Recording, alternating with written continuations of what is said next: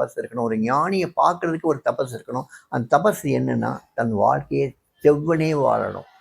தனக்காக வாழக்கூடாது, தன் குடும்பத்துக்காகவாவது வாழணும். அப்படிப்பட்ட ஒரு பக்தன் தான் சாமி மாதிரி உள்ள ஞானிகளை அணுக முடியும். ஒரு சாதாரணமா மக்கள வெறுக்கிறவன், மக்களுக்கு தீமையே செய்றவன், மக்களோட சரியான வகையில வந்து ஒ ஒருமைப்படுத்தப்படாதவன், அவன் வந்து சாமி வந்து உடனே வந்து பார்த்துட்டேலாம் இருக்க முடியாது. அப்படிப்பட்டவங்க நெறைய பேர் வர்றாங்க. வந்தாலும் சாமி அவங்கள்ட்ட வந்து ரொம்ப பணிவோட ஒரு நமஸ்காரம் பண்ணி அவங்க கால தொட்டு கும்பிட்டு அனுப்பிச்சுடுவாரு. அவங்கள வந்து ஒரு காலம் அனுமதிக்க மாட்டார் தன்னோட அமர்றதுக்கு. இந்த மாரி நெறைய வேலிகள் போட்டு வச்சிருப்பாரு. சிலவங்க என்ன செய்வாங்க, ரொம்ப ஆச்சாரமா வருவாங்க. ரொம்ப பட்டை பட்டையா விபூதி அடிச்சுக்கிட்டு, இன்னும் உடம்பெல்லாம் விபூதி தடவிக்கிட்டு, இடுப்புல துண்ட கட்டிக்கிட்டு, மேல சட்டையே போடாம இடுப்புல துண்ட கட்டிக்கிட்டு வந்து, அவ்வளோ நமஸ்காரம் பண்ணி எல்லாம் வருவாங்க. வந்து உட்கார்ந்த உடனே சாமி ஒரு வாழைப்பழத்த குடுத்து, "நீங்க போயிட்டு வரலாம். அண்ணாமலையார் கோயிலுக்கு போலான்னு" சொன்னோனே, அவங்க சந்தோஷமா அந்த பழத்த வாங்கிட்டு அண்ணாமலையார் கோயிலுக்கு போயிடுவாங்க. அவங்களுக்கு வந்து சாமி வந்து ஒரு ஆசீர்வாதம் குடுக்கக்கூடிய ஒரு கருவி, அவ்வளதான். ஆனா சாமி வந்து ஒரு ஜீவிதமான ஒரு தெய்வங்கிறது வந்து யாருமே தெரிஞ்சுக்கிறதில்ல. அப்படி தெரிஞ்சுக்கூடிய மக்கள மட்டும், அந்த தெரிஞ்சுக்கக்கூடிய பக்குவம் உள்ள மக்கள மட்டும் தான் அந்த வேலைய தாண்டி வர வைப்பார். இன்னும் சிலவங்க வருவாங்க, "என்ன இந்த சாமி சீரட்லாம் பிடிக்குது? இந்த சாமிட்ட என்ன இருக்கும்? நம்ம தப்பான இடத்துக்கு யாரோ சொல்லிட்டாங்க." அப்படின்னு சொல்லிட்டு சிலவங்க போயிடுவாங்க. இன்னும் சிலவங்க என்ன செய்வாங்க, "என்ன இந்த சாமி இங்கிலீஷ்லயே பேசுது? இந்த சாமிக்கு என்ன தெரியும்? நம்ம தமிழ்நாட்டுல எத்தன ஒரு இதெல்லாம் இருக்கு. தேவாரம் இருக்கு, திருவாசகம் இருக்கு, எல்லாமும் இருக்கு. இந்த சாமிக்கு என்ன தெரியும்? எப்ப பார்த்தாலும் பாரு ராமாயணத்த சொல்றாரு, அத சொல்றாரு." இப்படின்னு அந்த பாஷை வித்தியாசத்துல பாதி பேர் கடந்து போயிருவாங்க. இன்னும் சில பேர் என்ன செய்வாங்க, "என்ன இவர சுத்தி பொம்பளைங்களா உட்கார வச்சிருக்காரு?" அப்படின்னு சொல்லிட்டு அதுல ஒரு கண்ணோட்டத்துல பார்த்துட்டு அவங்க பாதி பேர் போயிடுவாங்க. தகுதி இல்லாத மக்கள் எல்லாம் ஃபில்டர் பண்றதுக்கு இதெல்லாம் வழிமுறைகளா வச்சிருந்தார். சுவாமி தான் சரீரம் இல்லைங்கிறத 1008 தடவ சொல்லியிருந்தாலுமே, அதெல்லாம் அவங்க காதுல விழாது. அவங்க பார்க்குறது சாமிய சரீரமா பார்க்கும்போது, அந்த சரீரத்தையே ஒரு வேலியா அமைச்சு, அத தாண்டி வர்றதுக்கு தபஸ் இருக்க வச்சார். எல்லாருக்குமே அந்த இதுக்கு பாக்கியம் கிடையாது. அத தாண்டி வரக்கூடிய பாக்கியம் ரொம்ப கொஞ்சம் பேருக்கு தான் இருந்தது. அத சாமியே தன்னுடைய வார்த்தைகள சொல்றாரு. "தி beggar is not meant for the masses. Let the masses go to Vijay Krishnamurthy or other saints. This beggar is meant for a few handful of people who can do my father's work."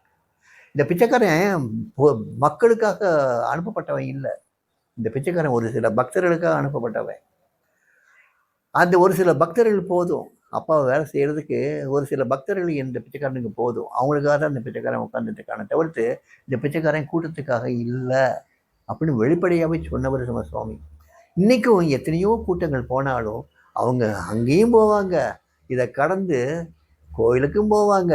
அத கடந்து ஏசாத்தி சுவாமிகள் ஆசிரமத்துக்கு போவாங்க, ரமணாசிரமம் போவாங்க, கிரிவலம் போவாங்க, இன்னும் கோயிலுக்கு போவாங்க. இத சுத்தி இருக்கக்கூடிய பிக்னிக் ஸ்பாட்டுக்கும் போவாங்க. சாத்தனூர் டேம் போவாங்க.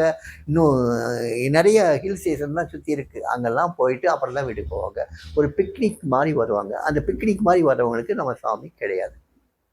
நம்ம சாமி அதுக்கு அத்தனை வேலிகள் போட்டு வச்சிருப்பாரு. அங்க வந்து சன்னதி வீட்ல என்ன வரும், குப்பையும் கூளமா தான் இருக்கும். அந்த இடத்துல விளக்கமாத்த வச்சு பெருக்குனதே கிடையாது. ஒரு மாப் போட்டு அங்க தொடச்சதே கிடையாது. எல்லாம் கையில சுத்தம் பண்ண இடம் தான். ஆனா அந்த இடம் அவ்வளோ குப்பையா இருந்தாலும், அங்க இருந்த மக்களுக்கு யாருக்கும் ஒரு நோய் நொடி வந்ததில்ல. நோய் நொடியோடு வந்தவங்க அந்த இடத்த விட்டு குணமாகி தான் போனாங்க. யாரும் குணமாகாம போல, குணமாகி போனாங்க.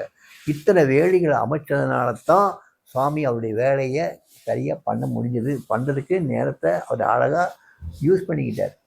இந்த மக்கள் வந்தாங்கன்னா தன்னை தொந்தரவு பண்ணாம இருக்கணுங்கிறதுக்காகவே அத்தனை வச்சிருந்தாரு. நாய் வந்து உள்ள படுத்து கிடக்கும்.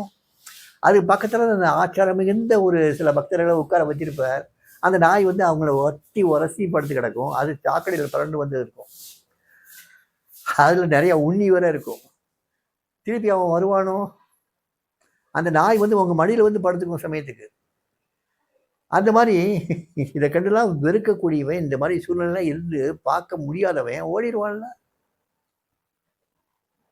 ஸோ அந்த மாரி நெறைய வேலிகள போட்டு வச்சிருந்தாரு. ஏன்னா, உண்மையான பக்தர்களுக்காக மட்டும் தான், உண்மையான சாதகர்களுக்கு மட்டும் தான். எல்லாருக்குமா இல்ல.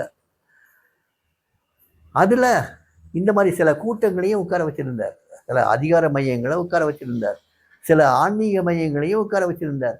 இதெல்லாம் பார்த்து வெளிய போனவங்க, அவங்களுக்கு அங்க வர தகுதி இல்லாம பண்ணிருவார். அந்த வேலைய தாண்டி அவங்க வந்து சாமிய பார்க்க முடியாது. அத்தனை வேலைகளும் போட்டு வச்சதுக்கு காரணம், தகுந்த பக்தர்களுக்கு மட்டும் அவங்க இன்னொரு படி எவல்யூஷன் இல்லை, அந்த பரிணாம வளர்ச்சியின் இன்னொரு படி மேலே போகிறதுக்காக இவ்வளவு வேலிகளையும் அவர் போட்டு வச்சார். இந்த வேலிகளை தாண்டி போனவங்க ரொம்ப கொஞ்சம் பேர் தான். அது ரொம்ப கொஞ்சம் பேர் தான். அந்த கொஞ்சம் பேர் இப்போ எங்கே இருக்காங்கன்னு யாருக்கும் கண்டுபிடிக்க முடியாது. அவங்களெல்லாம் அமைதியாக ஏதோ இடத்துல வாழ்ந்துட்டு இருக்காங்க. இந்த வேலிகள் ரொம்ப அவசியம். ஒவ்வொரு மகாத்மாவும் இந்த வேலிகளை வச்சுருந்தாங்க. அதனால் சாதாரண மக்கள் போய் தொந்தரவு பண்ணாத அளவுக்கு. அவங்களுக்கெல்லாம் கோயில் குளங்கள் நிறைய இருக்குல்ல. ஞானிகள் தேவையில்லை. அந்த அளவுக்கு அவங்க பரிணாம வளர்ச்சி அடையிறதுக்கு இன்னும் சில பிறவிகள் வேண்டியிருக்கலாம். அப்போ வரும்போது அவங்களுக்கு அந்த ஞானிகள் கிடைப்பாங்க. அது வரைக்கும் அவங்களுக்கு இந்த ஞானிகள் தேவையில்லை. இந்த ஞானிகள் சரீரத்தை விட்டதுக்கப்புறமும் இதே மாதிரி தான் வச்சுருப்பார் அந்த சூழ்நிலையை. இந்த மாதிரி ஆசிரமங்கள், இதில் உள்ள கட்டுப்பாடுகள், இதில் உள்ள சில சட்டத்திட்டங்கள், இதில் வரக்கூடிய சில மோசமான சம்பவங்கள், இதெல்லாம் வேலிகள். இதெல்லாம் தாண்டி சாமி சமாதியில் போயோ சாமியுடைய சிலையிலையோ ஒரு நமஸ்காரம் பண்ணிட்டு போனவன் வெறுங்கையில் போகவே மாட்டான். அவனுக்கு அந்த ஆன்மீக வளர்ச்சி கண்டிப்பாக இருக்குது.